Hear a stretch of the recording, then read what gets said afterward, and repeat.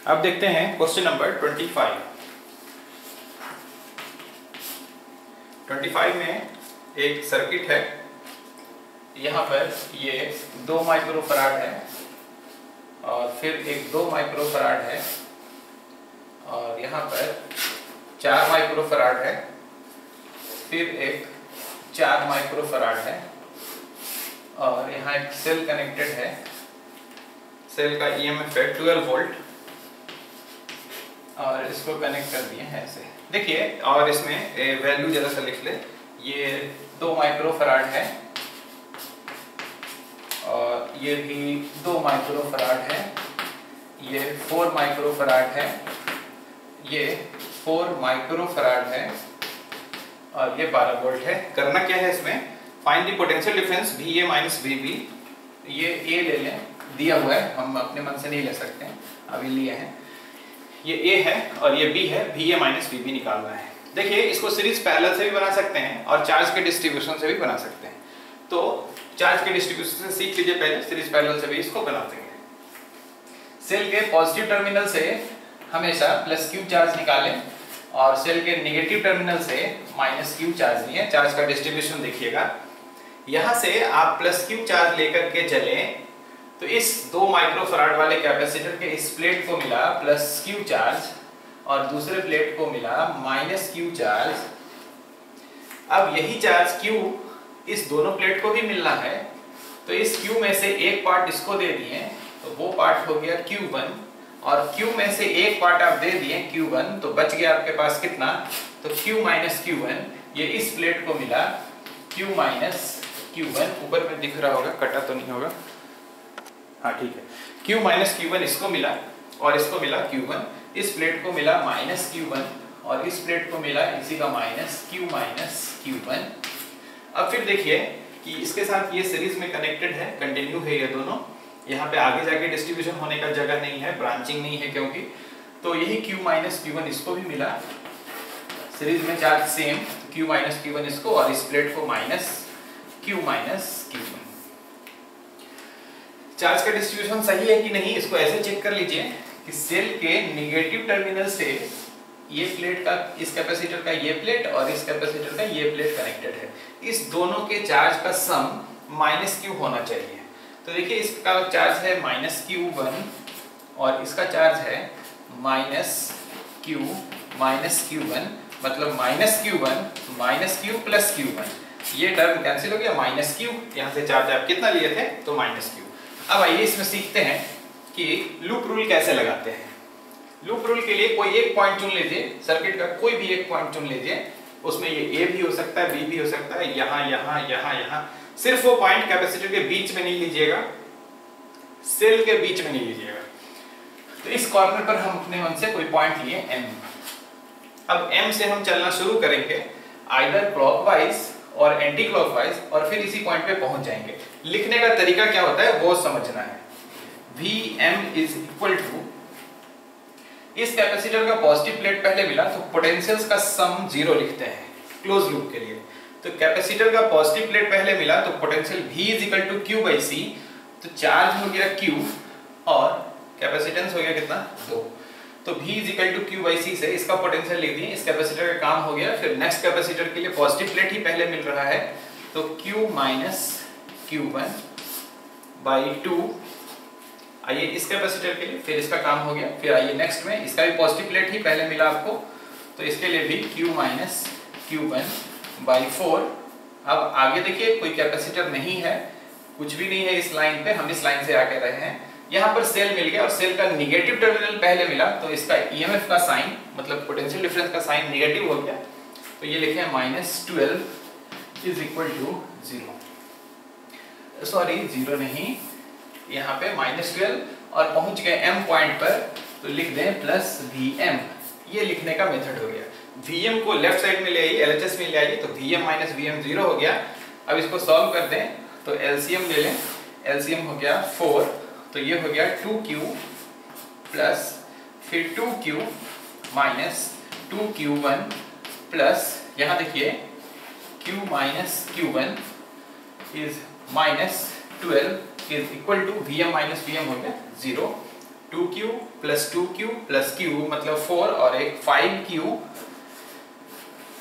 5q minus 2 और एक 3q1 और ये हो गया 12 उधर चला गया और ये 4 मल्टीप्लाई हो गया 48। Equation number 1। अब आइए एक और लूप चूज करते हैं। दो लूप हमको चूज करने का जरूरत इसलिए पड़ रहा है क्योंकि यहाँ पे दो अननोन्स आ गया, एक q आया, क्या गया उसको लाया गया, एक q को और एक q1 को। तो दो अननोन को सॉल्व करने के लिए दो इक्वेशन चाहिए। इक्वेशन कहाँ से आया? एक बड़े वाले लूप में चल के लिए और एक अब स्मॉलर लूप में चलते हैं। तो स्मॉलर लूप ये भी हो सकता है, एक ये भी हो सकता है, दोनों में से कोई एक चूज किया जा सकता है। तो अब एक स्मॉलर लूप में चलते हैं। इस इक्वेशन को इक्वेशन नंबर 1 बोल के रखे।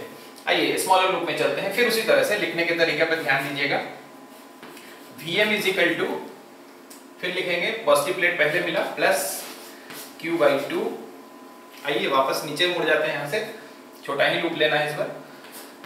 तो प्लस q1/4, इसका कैपेसिटेंस 4 है और ये प्लेट पहले मिला है पॉजिटिव प्लेट, तो यहाँ प्लस लिखें। अब इसको क्रॉस कर गए। आइए फिर सेल का नेगेटिव टर्मिनल मिला तो माइनस, इसका ईएमएफ कितना है तो 12 है। 12 इज इक्वल टू 0। सॉरी, फिर 0 लिखने का आदत है। यहाँ फिर पहुंच गए कहाँ? Vm पे। हालांकि Vm माइनस Vm फिर 0 ही लिखना है। तो Vm को, इस Vm को इधर ले आएंगे तो इतना का सम 0 हो जाएगा।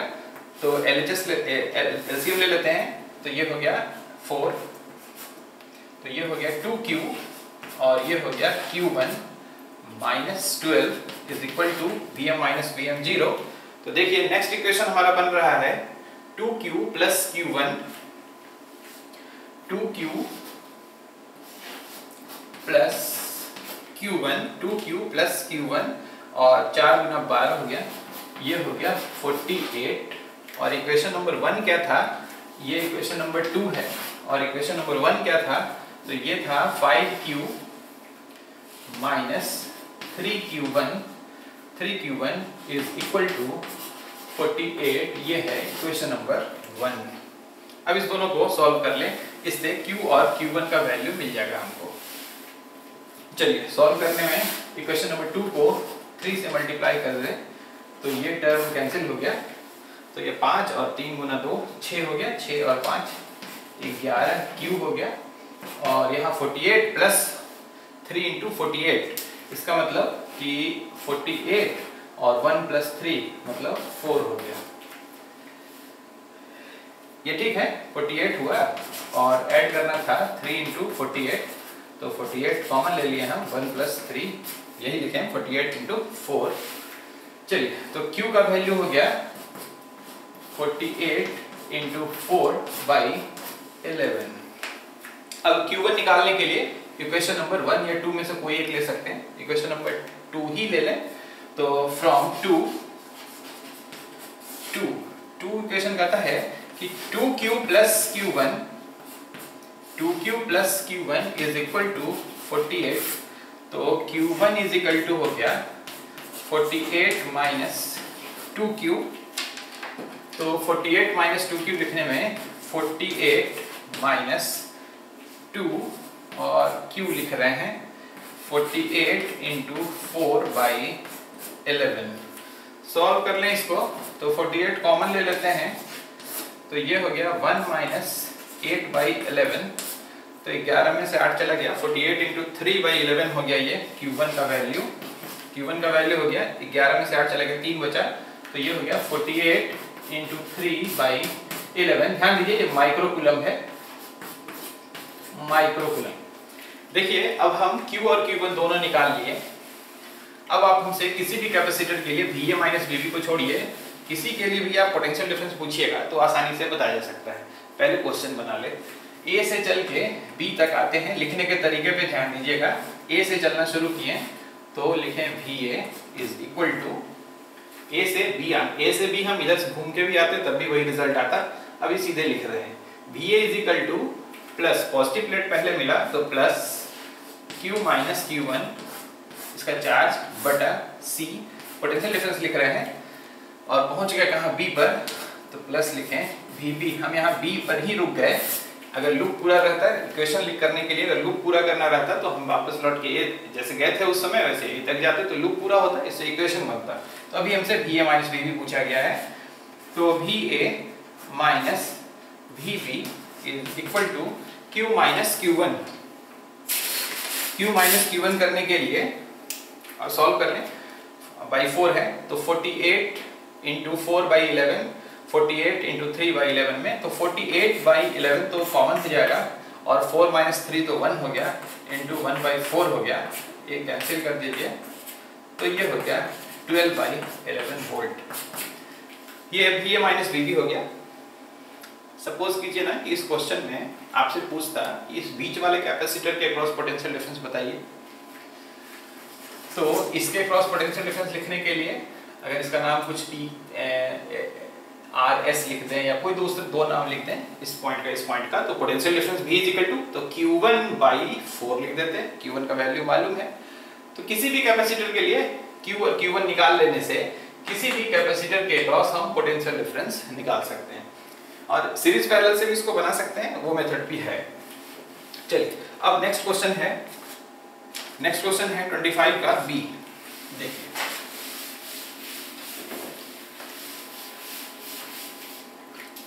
25 का B है। B में क्या है कि एक सर्कल जैसा बना हुआ है, तो बना देते हैं सर्कल जैसा।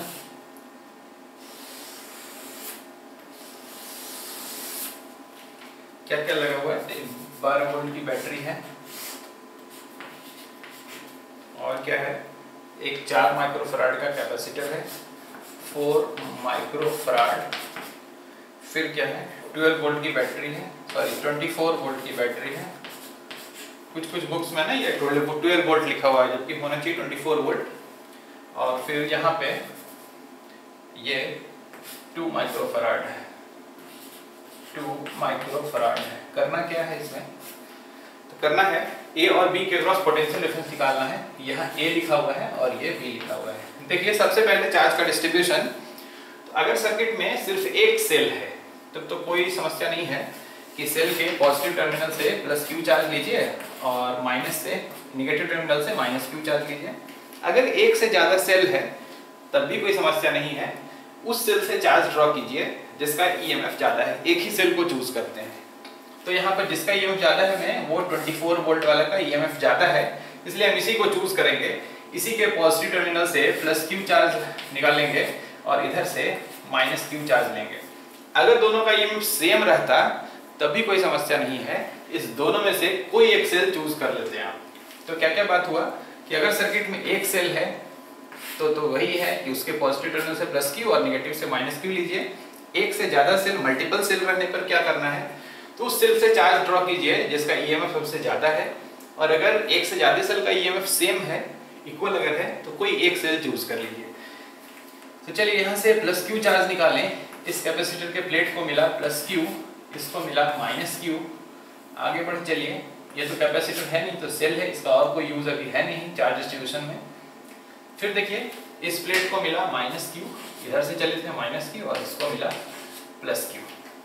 काम खत्म हो गया। अब एक बार लूप में चल लेंगे हम लोग तो उससे Q निकल जाएगा। इसमें एक ही अननोन है, सिर्फ Q है, तो सिर्फ एक ही लूप का जरूरत भी है और एक ही लूप बन भी रहा है। तो जैसे A पॉइंट से हम चलना शुरू करते हैं, ठीक, A से हम चलेंगे और घूम के फिर A पर आ जाएंगे।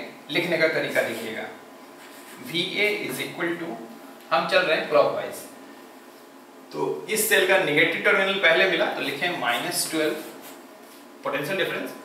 बढ़ जाइए, इस कैपेसिटर का नेगेटिव प्लेट पहले मिला तो माइनस हमको लिखना है पोटेंशियल डिफरेंस, तो V is equal to Q by C। तो चार्ज है Q और C कितना है, तो 4। आगे बढ़िए, इस सेल का पॉजिटिव प्लेट पहले मिला तो यहाँ प्लस लिखेंगे, कितना पोटेंशियल डिफरेंस, तो 24 वोल्ट। और फिर आगे बढ़ जाइए, इस कैपेसिटर का नेगेटिव प्लेट पहले मिला तो लिखेंगे माइनस Q बाई 2। और पहुंच गए कहाँ आप, तो वापस पहुंच गए A पर। हम पूरा लूप कंप्लीट किए जिससे कि हमको एक इक्वेशन मिल जाए, मतलब Q सॉल्व हो जाए। VA को इधर ले आइए तो ये 0 हो गया, और इसको सॉल्व कर लीजिए। -12 + 24 का मतलब +12 हो गया, और minus Q by 4 minus Q by 2 हो गया माइनस 3q/4। तो 3q/4 इधर आ गया, 3q/4 is equal to 12, q is equal to हो गया 16 माइक्रोकूलम। देखिए कैपेसिटेंस में ना हम ये अंडरस्टूड रखें कि माइक्रोकूलम है, तो वहाँ लिख नहीं रहे हैं, इसी चलते यहाँ पे फाइनल में हम माइक्रोकूलम का यूज कर रहे हैं। अब है कि VA माइनस VB हमको चाहिए। देखिए VA माइनस VB करने के लिए A से चल के अब B तक पहुंचना है सिर्फ। तो VA जैसे चाहिए वैसे पहुंचिए, आप यहाँ से सीधे आ जाइए या घूम के आइए, बात बराबर ही है। A से चल के B तक आ जाइए, तो VA इज इक्वल टू इस कैपेसिटर का पॉजिटिव प्लेट आपको मिला है पहले, तो लिखेंगे प्लस Q/C। C कितना है तो 2, और रुक जाइए B पर, तो लिख दीजिए VB, then VA minus VB is equal to Q कितना निकाले हैं तो 16 माइक्रोकूलम, और कैपेसिटी ये 2 माइक्रो फराड है, तो यह माइक्रो अंडरस्टूड है, ये हो गया 8, और कूलम बाई फराड हो गया वोल्ट। इधर से आप घूम के आइएगा ना ऐसे करके, तभी वही आंसर होगा। देख लीजिए इसमें कि VA इज इक्वल टू, देखिए -12, और इसके लिए माइनस q/4 प्लस 24, सेल का पॉजिटिव प्लेट मिला, और फिर यहाँ से आइए B पर ही रुक जाना है, तो अब कहीं जाना नहीं है, प्लस VB। तो VA minus VB is equal to, ये हो गया +12 और माइनस q/4, तो q का वैल्यू 16/4, 12 में से 4 चला गया तो 8 आना ही है। A से B के बीच में आप किसी भी पाथ से चलिएगा तो potential difference VA minus VB आना ही है। चलिए अब 25 का C पार्ट देखिए।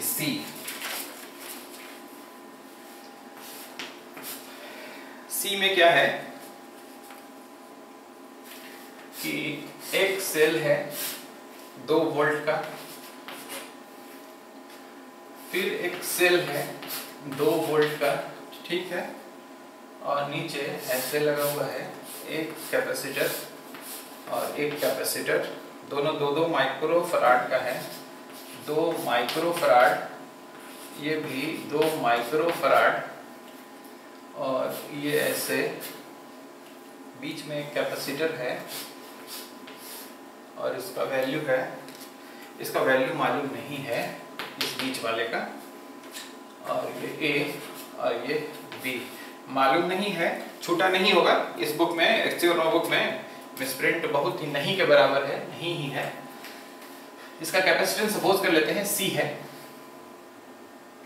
हमसे पूछा क्या गया है, तो पूछा गया है हमसे A और B के बीच का पोटेंशियल डिफरेंस, वही सवाल A B के बाद C में भी वही है, VA माइनस VB करना है, निकालना है।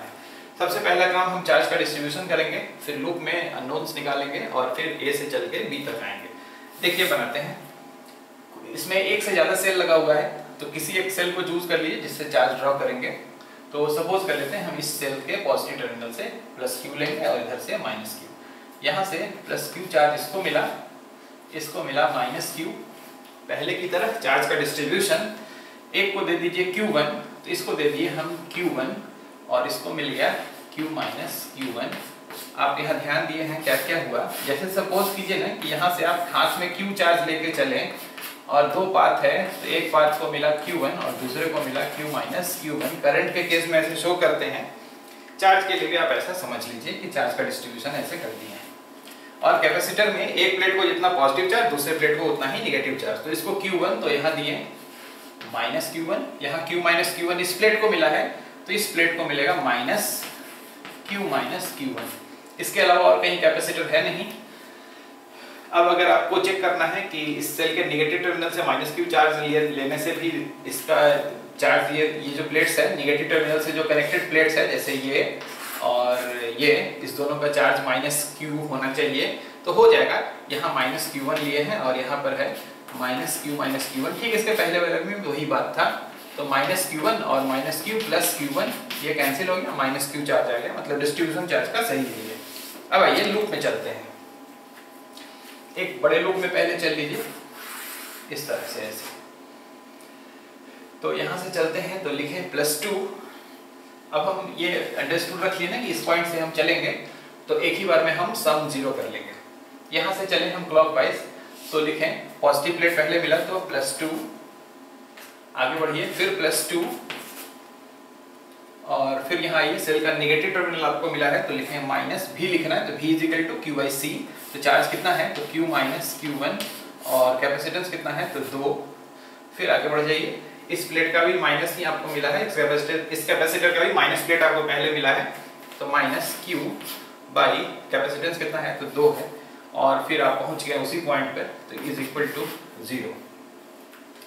इससे Q और Q1 में एक रिलेशन आ जाएगा, ये हो गया 4 और यहाँ माइनस, यहाँ पे एक ही साथ लिखते हैं Q - Q1 और प्लस Q, क्या ठीक है, माइनस कॉमन ले लिए, ऐड कर दिए बाई 2 = 0।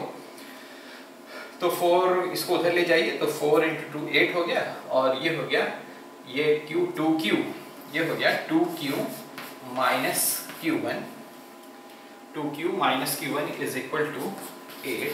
इस इक्वेशन को रखें यहाँ पे 2Q - Q1 = 8, क्योंकि Q और Q1 निकालेंगे, Q1 ही निकाल लेंगे तो काम हमारा हो जाएगा, लेकिन एक अकेला निकलेगा तो देखते हैं नेक्स्ट इक्वेशन से पता चलेगा। चलिए अब कोई छोटे लूप में चलते हैं, ये स्मॉलर लूप में चलते हैं। तो और स्मॉलर लूप के लिए प्रोसेस वही है, इस पॉइंट से चलना शुरू कर रहे हैं तो +2 लिखें, +2 यहाँ ये -Q1/C, ठीक है, फिर इधर आ जाइए -Q/2 और फिर उसी पॉइंट पे पहुंच गए =0। तो इससे फिर एक इक्वेशन आ रहा है, हमको निकालना तो यही है -Q1/C ही निकालना है, जिससे कि V निकल जाएगा, लेकिन Q अभी नहीं जानते हैं। चलिए दोनों इक्वेशन सॉल्व ही करना है, देखते हैं। तो ये हो गया +Q, यहाँ पे माइनस, तो ये हो गया Q1 + Q/2C, सॉरी LCM ले लेते हैं तो ये 2C हो गया और यहाँ पर लिखें 2Q1 और यहाँ प्लस हो गया C × Q = 0। तो एक को उधर ले जाइए तो ये हो गया 2Q1 + CQ, 2Q1 + CQ और ये 2 इधर गया था = 4C। तो Q और Q1 का एक और इक्वेशन आपके पास आ गया, वो आया क्या, CQ, यहाँ लिख रहे हैं CQ + 2Q1 + 2Q1 = 4C = 4C। ये पहले वाला इक्वेशन था, इक्वेशन नंबर 1, और ये इक्वेशन नंबर 2 है। अब हम देखिए पोटेंशियल डिफरेंस हम Q और Q1 निकालना पड़ेगा, तब हम लोग इसको सॉल्व कर लेंगे। हम भी ये आपका ध्यान दिलाना चाह रहे हैं कि भी A से चल के B तक आइएगा अगर आप, तो A से चल के B तक आने के लिए 3 रास्ता हमारे पास है। इधर से भी आ सकते हैं तो VA - VB निकलेगा, इधर से भी आ सकते हैं VA - VB निकलेगा, और सीधे आइएगा तो भी VA - VB निकलेगा। हम लोग इस बात को फॉलो कर रहे हैं। तो VA = -Q1/C + VB, तो VA - VB = -Q1/C। Q1 निकाल लेंगे तो हमारा काम हो जाएगा। तो ये बात इसलिए आपका ध्यान यहाँ दिलाएं, इसको सॉल्व करने में हम कोशिश करेंगे ना कि Q कैंसिल हो जाएगा, Q1 निकल जाए।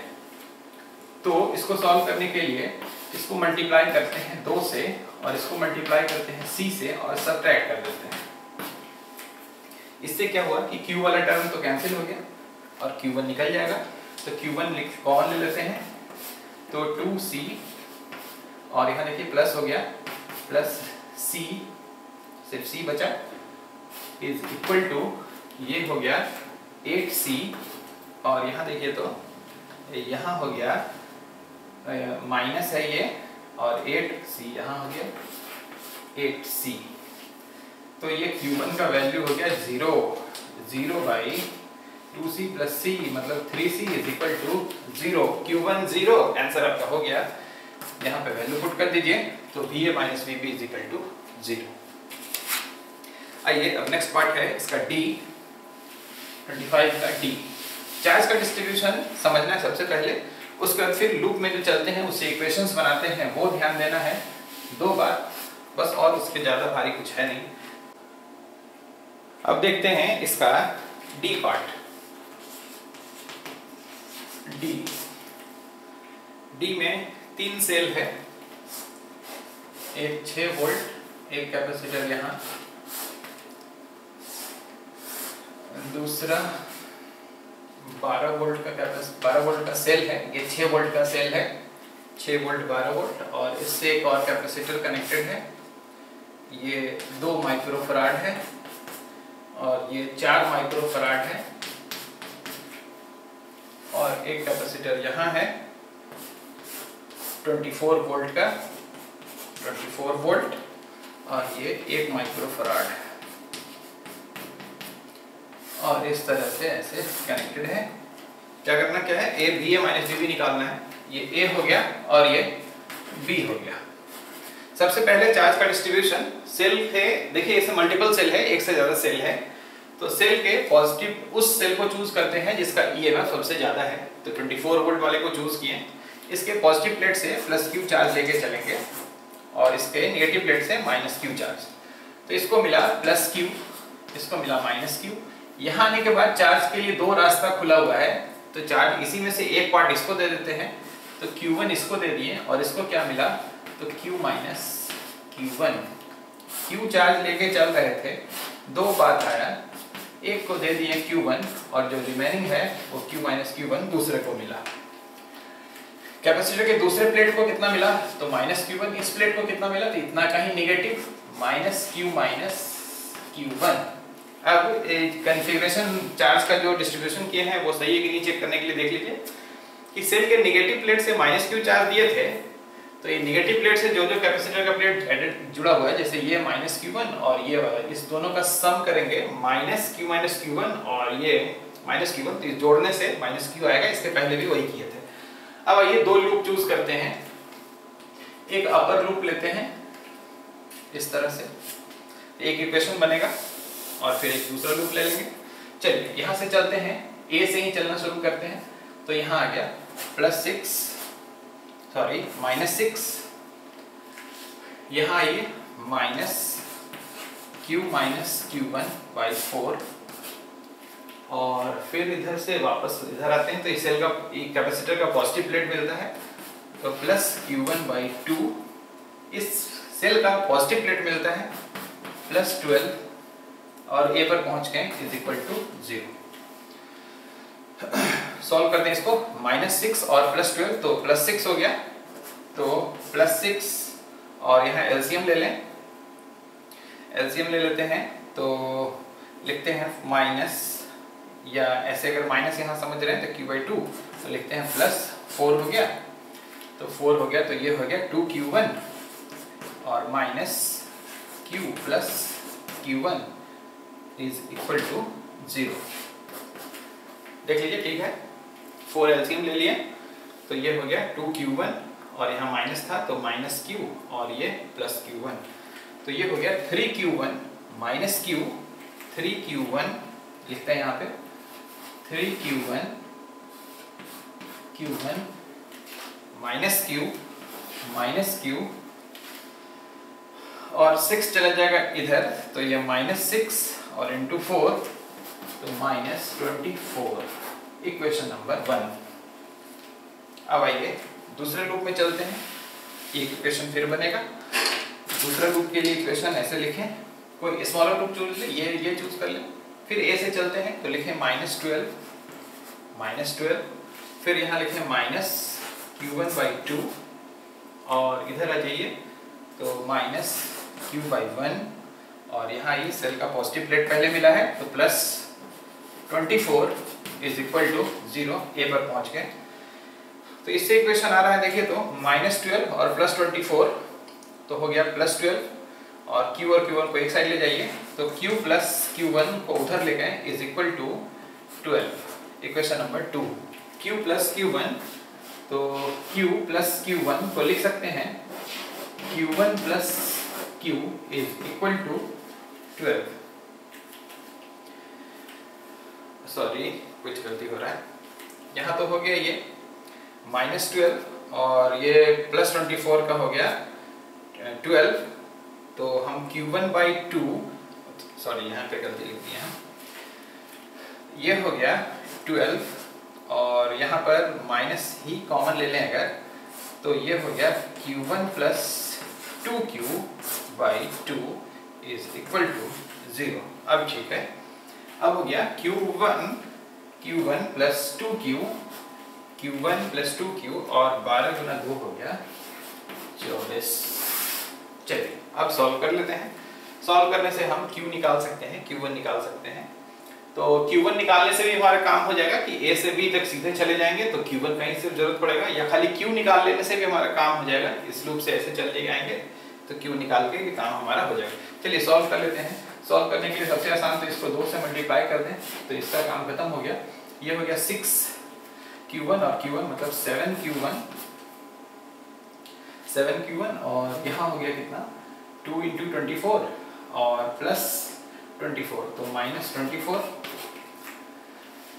तो Q1 का वैल्यू हो गया -24/7 Q1 का वैल्यू।